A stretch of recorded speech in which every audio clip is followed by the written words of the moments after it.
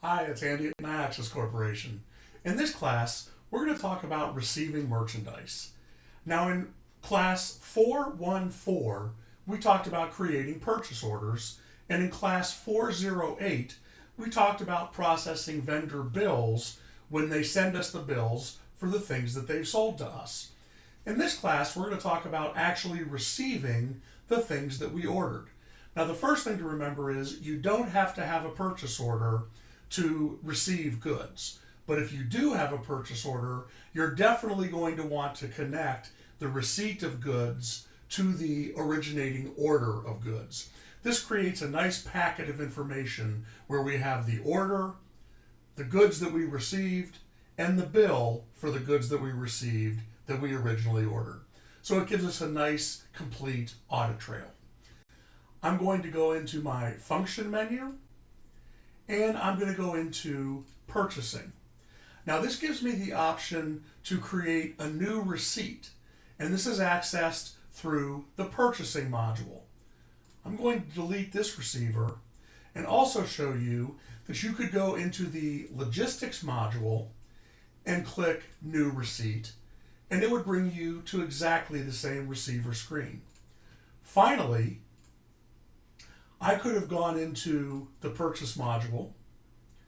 I could have been looking at a particular PO, and I could have clicked this icon here to indicate that I want to create a receiver against this purchase order. 3 different ways to get to the same screen, the screen where we're going to indicate what goods, what materials were just received.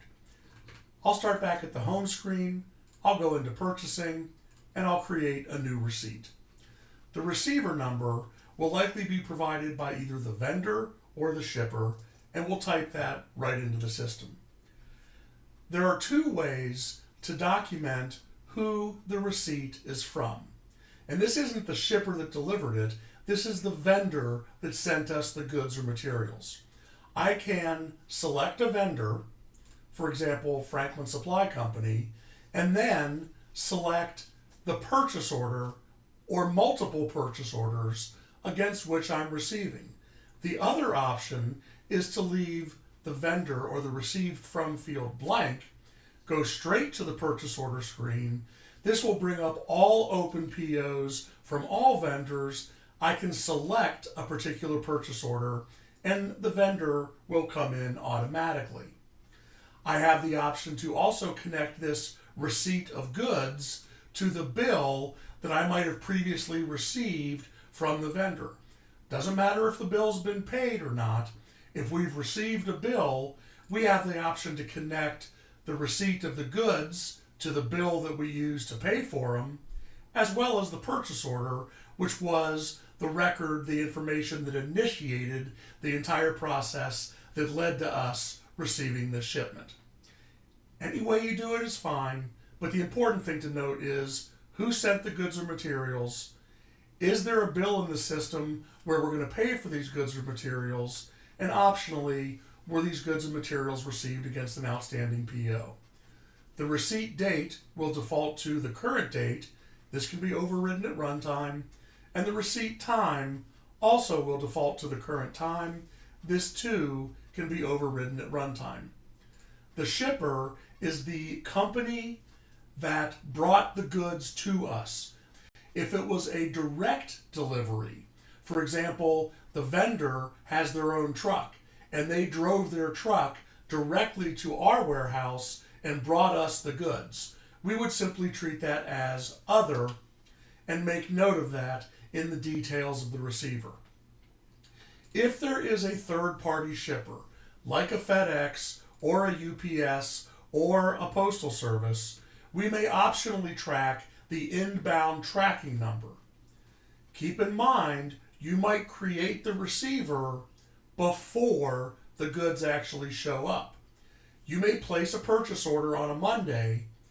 The next day you get an email or a phone call from the vendor saying, these goods have shipped, here's your tracking number. You can go ahead and create the receiver at that time. Maybe we expect them to be received next Tuesday, but we now have a tracking number so we can keep track of the shipment as it moves from the vendor location towards us. As you've seen with many other modules, you can categorize and classify receivers according to any user-defined category or classification code.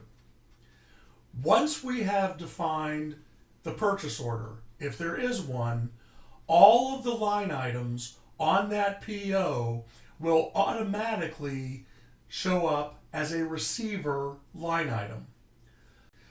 Once we have defined the line items, either by virtue of selecting one or many purchase orders, or by virtue of entering the line items manually by creating the records, now we need to indicate how many items received and how many of the items received we are going to accept. You will note that we do not know based on this screen how many items were ordered.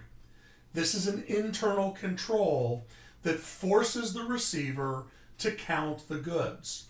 This is one of the internal controls that's built into the system that protects us from fraud. We have indicated, however, that this receiver line item is connected to this purchase order line item. If the user processing the receiver has the property security rights as the administrator has defined them in their security profile, they can go in and actually see the line item on the purchase order. And here we see that line item ordered 10,000 units of product 1234. Now product 1234 has showed up at our receiving dock, and I'll indicate that we have received all 10,000. Let's say, however, that 5% of those 10,000 were damaged. We are not going to accept damaged goods. Of the 10,000 that were received, I'm going to indicate that only 9,500 were accepted. 500 were rejected. Real quickly, let's go back and look at that line item again. Now we can see that we ordered 10,000, received 9,500. There's still 500 items out of the original 10,000 that have not been received. Now, some items you're going to physically count every one of them when they arrive at your location. If you're buying cars or fur coats or large appliances or tools and machinery, you're not simply going to assume that every one that you ordered showed up and can be accepted. However, there are some things where it's not reasonable to count every item. Maybe you're buying 1,000 pounds of nuts and bolts, or you're buying 5,000 square yards of carpet or wallpaper. In this case, you could set up an allowable variance that says as long as the number received is within, and you can set the variance, let's say 10%. As long as the quantity accepted, in this case 9,500, is within 10%, higher or lower, of the quantity ordered, we will consider that a completely fulfilled order. So in this case, there's only a 5% variance between what we ordered and what we accepted. That's beneath our 10% threshold. We'll consider the entire order fulfilled. If we had only received and accepted 2,000 items, that would leave us with 80% of our original order still outstanding, and that line item would be flagged, telling us we have not received enough. We are not within our acceptable threshold for variance between what we ordered and what we got. We can note who received the items. We can also note who stocked the items. Once they're received, they may need to be stocked into inventory. We can track who stocked them into inventory and the date on which they were stocked into inventory. We also can note where in our multi-location inventory these particular goods that we just received have been stored. for those of you running multi-location inventory, you can set up individual areas, shelves, racks, and locations, and then indicate when goods come in exactly where they're being stored. Now that we have received this product and accepted 95% of it, we have the option to post this receipt in real time. If we receive the goods separately from the bill, then there's no money changing hands, but there still is something that we have to post. Nothing was recorded in the general journal when we created the purchase order. That just said we're ordering goods. However, when the bill showed up, if the bill preceded the materials receipt, then when that bill showed up and got posted, we debited inventory and credited payables to reflect that we now have a bill due for the materials that we've purchased and we're being billed for. Now that the goods are actually received, we may optionally want to take them out of the inventory not yet received account and put them into the inventory on our shelf account. It's optional for you to decide if you want to have a separate inventory account for goods and materials for which you have been billed and maybe for which you have paid, but not necessarily received. If you are choosing to do that, then you're going to want to go ahead and click the posting button to take the materials out of the "we're still waiting on them" account and move them into the actual inventory account to reflect that you now have possession of those goods. It's in your warehouse. It may already be on your shelves.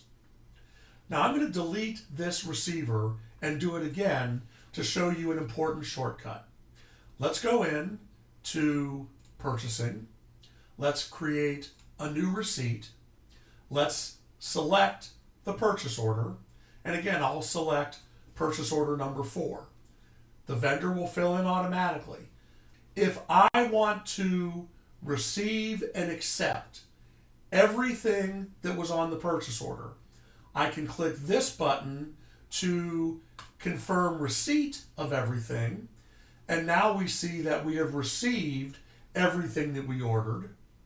And I can then click this button to accept everything that we received. So we ordered 10,000 on this PO. We received 10,000. We accepted 10,000. Everything is just as it should be.